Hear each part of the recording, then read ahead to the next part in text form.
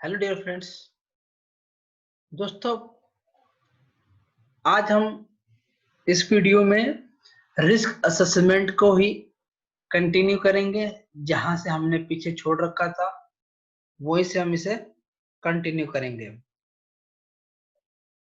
तो सबसे पहले जानेंगे रिस्क असेसमेंट है क्या। यदि आपसे पूछा जाए रिस्क असेसमेंट है क्या, तो आप क्या जवाब देंगे?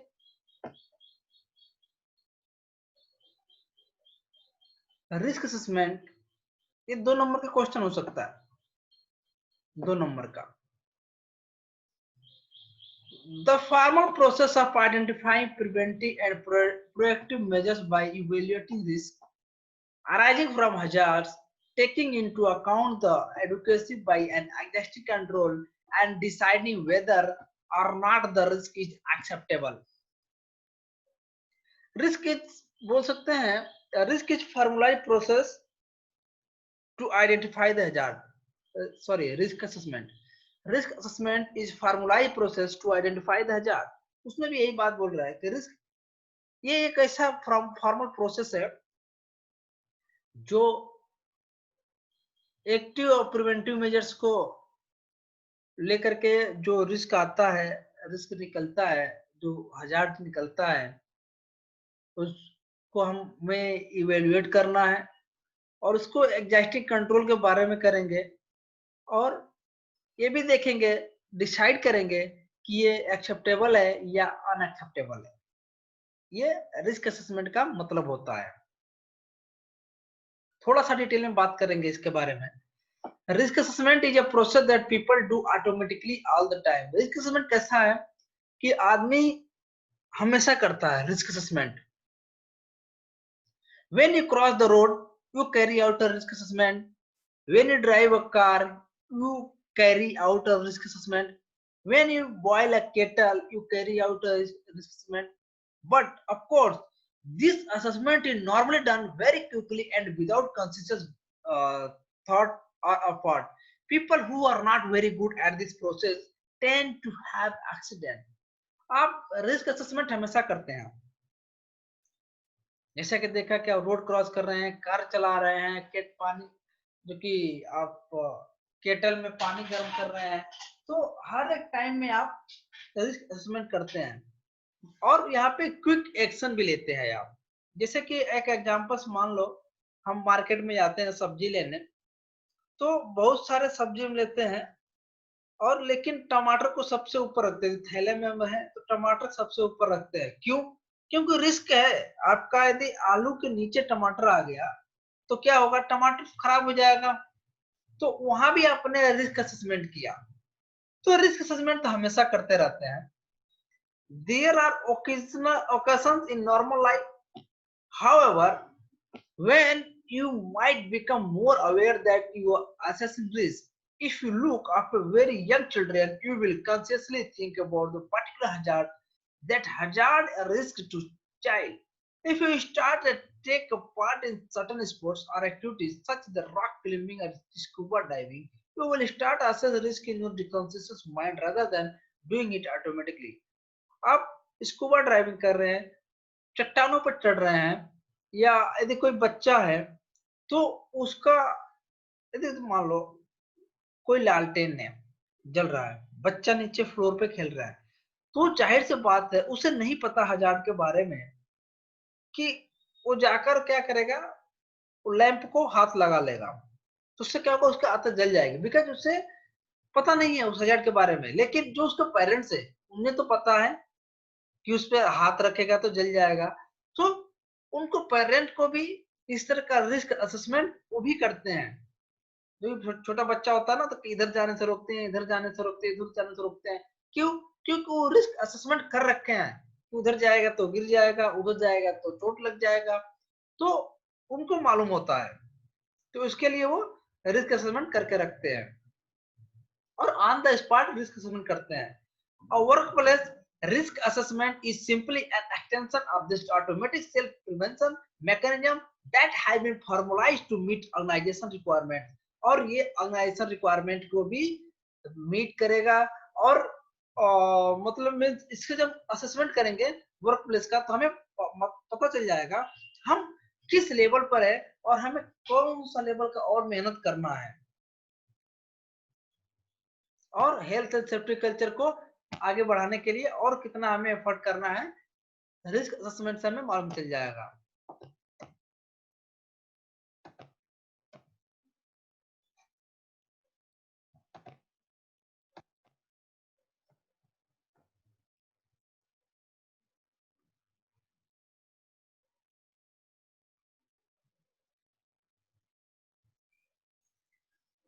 रिस्क प्रोफाइलिंग, अभी हमने पढ़ा रिस्क प्रोफाइलिंग, थोड़ा सा ये डिटेल्स में है। The risk profiling of an organization refer to the range of risk that threaten the organization along with some recognition of the likelihood and probability. Impacts should those risks occur. The risk profile takes into consideration the risk management controls that are in place so that their effectiveness can be assessed. The further risk management control identified and prioritized. Each organization will have its own risk profile. For example, a small metalworking company may undertake various types of welding work, and therefore the risk associated with welding, such as fire and welding fume exposure, will be relevant. A healthcare provider is unlikely to undertake welding, so the risk will not be relevant. Instead, there may be significant risk associated with home visit and loan working, such as work-related violence. Risk profiling क्या, हर company का अलग अलग होता है। जैसे कि इसमें example दिया है, कोई मेटल कंपनी है तो उसमें क्या हो, ज्यादातर वेल्डिंग कटिंग का काम होगा, तो खतरा क्या है उसमें, फायर होने का और वेल्डिंग फ्यूम्स एक्सपोजर का होता है, जो कि रिलेवेंट है। और कोई हेल्थ वर्कर वहां पे काम करने के लिए गया, ओ जो ये जो फ्यूम ऑफ वेल्डिंग खतरा है वो हेल्थ वर्कर के लिए बिल्कुल अपोजिट है। तो हर एक कंपनी के लिए अलग अलग प्रोफाइल का रिस्क, अलग अलग रिस्क का प्रोफाइल होता है।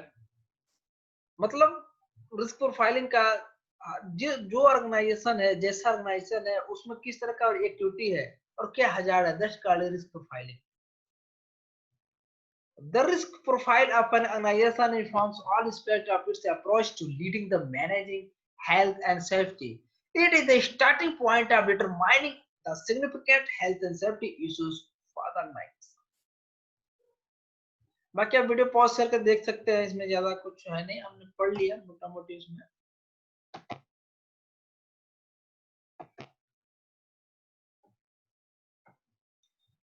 रिस्क एग्जामिन्स दीज कैसे कर सकते हैं, nature and level of threats faced by the organisation, likelihood of those adverse effects occurring, level of disruption and cost associated with each type of risk,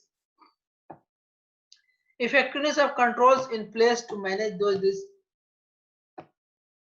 The outcome of risk profiling will be that the right risks have been identified and prioritized for action, the right control measures have been identified and implemented, and minor risks have not been given to disappropriate priority. Because the risk profile of an organization informs every aspect of its approach to health and safety management, it is important that it is carried out at strategic level within the organization. For example, at a board level, it should therefore involve input from directors and senior managers as well as competent health and safety practitioners who might be need to be through in as external advisor.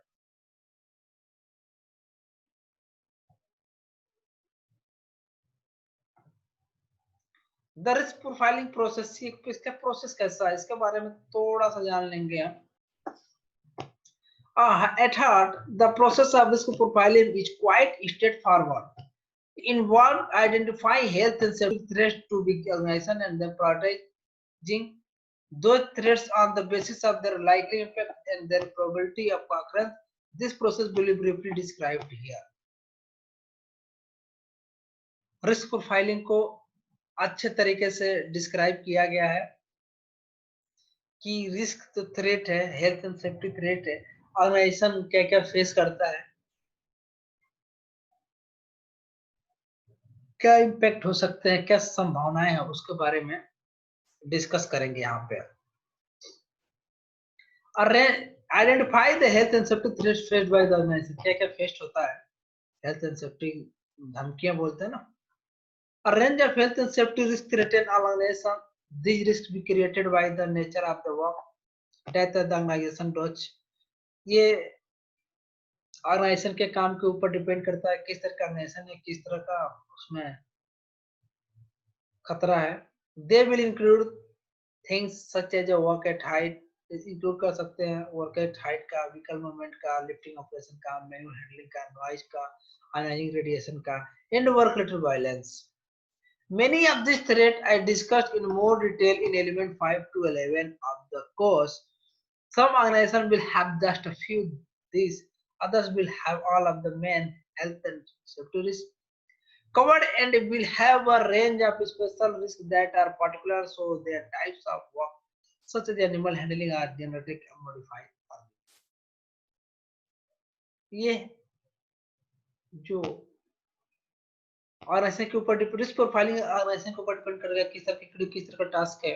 कुछ examples दे ही दिया इसमें, pocket height हो गया, vehicle movement हो गया, lifting operation, manual handling, noise, ionising radiation. ये इसके बारे में डिटेल में बात होगा कौन से 5 टू 10 एलिमेंट 5 टू 11 एलिमेंट में।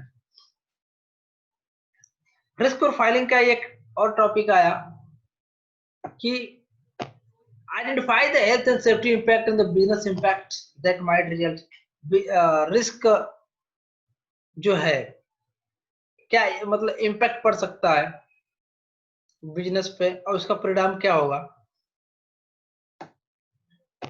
Each threat identified will have a likely health and safety impact should it occur.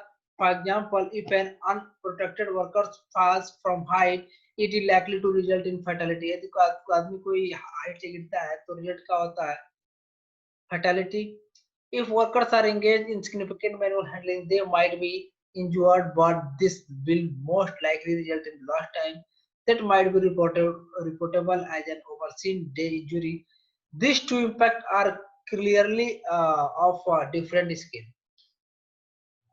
Each thread will also have a likely business impact. This look beyond the physical and health effect to look impact business disrupting as a direct consequence of their potential for very damaging publicity and a catastrophic drop in the worker morale. This impact of can go on for weeks, months, and sometimes years, resulting in enormous direct and indirect financial damage to the organization. Health and safety का क्या impact पड़ेगा और क्या result होगा। यदि कोई आदमी ऊपर से गिर गया, फैटेलिटी हो गई, तो जो अथॉरिटी है इन्वेस्टिगेशन करने के लिए आएगी, वहां से बिजनेस डिस्ट्रक्शन होगा, पब्लिक जो हमारा गुडविल है वो डैमेज होगा, उसको कंपनसेशन देना होगा, एम्प्लॉयज का मॉरल डाउन होगा, और ये एक हफ्ते, महीने और कई सालों तक चल सकता है ये। और डायरेक्ट इनडायरेक्ट क्या इसमें पैसा भी लगेगा ऑर्गेनाइजेशन का। Identify how will each threat is currently control. हम आइडेंटिफाई करें रिस्क असेसमेंट में, आइडेंटिफाई करें कि इसको कैसे कंट्रोल किया जा सकता है। The reality is that many organizations will already have a lot of control measures in place to minimize the likelihood of these threats, reduce their impact should they occur. These control measures must be considered during the risk profiling process to ensure that well-controlled threats are not given disappropriate attention. Control करने के लिए आपको हर एक risk को, संभावनाएं को reduce करना होगा और उस पे उसको होने से पहले हमें कंट्रोल करना होगा। जब हम रिस्क प्रोफाइलिंग करेंगे तो उसी दौरान आपको आइडेंटिफाई करना है और वेल कंट्रोल, अच्छे तरीके से कंट्रोल करना है।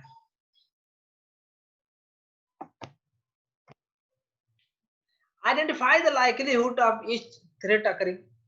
लाइकलीहुड को क्या है, जो संभावनाएं हैं उसको आपको ढूंढना है, आइडेंटिफाई करना है। One way to identify likelihood of each threat occurring, so think about the time scale over which that threat might happen given the control measure in place. For example, In an organization that does a lot of work at height, but where the control measures are very well implemented, the likely time scale over which fall from height might happen could be between and 5 years. In another nation, that there is a lot of manual handling that is not well controlled. The likely time scale for manual handling is very wide, 5 days, within days or weeks. यदि कोई आदमी है वो 5 साल से किसी height work पर किसी दूसरे ऑर्गेनाइजेशन में काम कर रहा है, उससे वहां पर कहीं कहीं चोट नहीं लगा, और वो 5 साल के बाद दूसरे ऑर्गेनाइजेशन में जाता है और वहां पर मैनुअल हैंडलिंग ज्यादा है, तो माइट भी हो सकता है कि वो एक दिन में वो इंजर्ड हो जाए। इसका यही करना है कि जो चांसेस है उसको हमें रिड्यूस करना। Identify the priority of each thread, हमें आइडेंटिफाई करना है कौन प्रायोरिटी है, कौन सेकंड पे है, कौन थर्ड पे है। इस तरह का हमें हजार्ड को, रिस्क को आइडेंटिफाई करना है और उस हिसाब से कंट्रोल लेना है।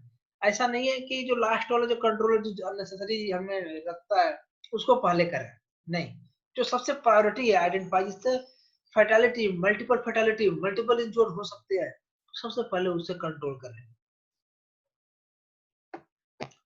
The last step of the process is to priority the identify threats. ये लास्ट स्टेप है आइडेंटिफाई करने के लिए। This involves ordering them in terms of importance based on all of the information that has been described above. The intention is to recognize the threats that will have the last significant impact, but that are not currently well controlled, so that they receive the time and attention that they deserve, while ensuring that threats that will have little impact or that are already well controlled do not receive disproportionate attention. In the context of health and safety management, risk profiling is concerned with health and safety risks such as a death or serious injury or machinery operation. However, in the context of the business discipline, risk assessment profiling will concern with all of risk that threaten the risk, the assessment, the revenues of organization. Some of the beginner risks will be health and safety related, such as personal injury and fire, but many will not be, such a product recall, condition of national economy and competition in the workplace. तो ये last step था कि जो भी हम risk assessment करेंगे उसमें जो प्रायोरिटी रहेगा उसको सबसे पहले एक्शन लेना है ओवरऑल। बाकी आप वीडियो पॉज करके अच्छे तरीके से एक बार और देख सकते हैं। तो दोस्तों इस वीडियो में बस इतना ही, बाकी हम मिलेंगे अगले एलिमेंट के साथ।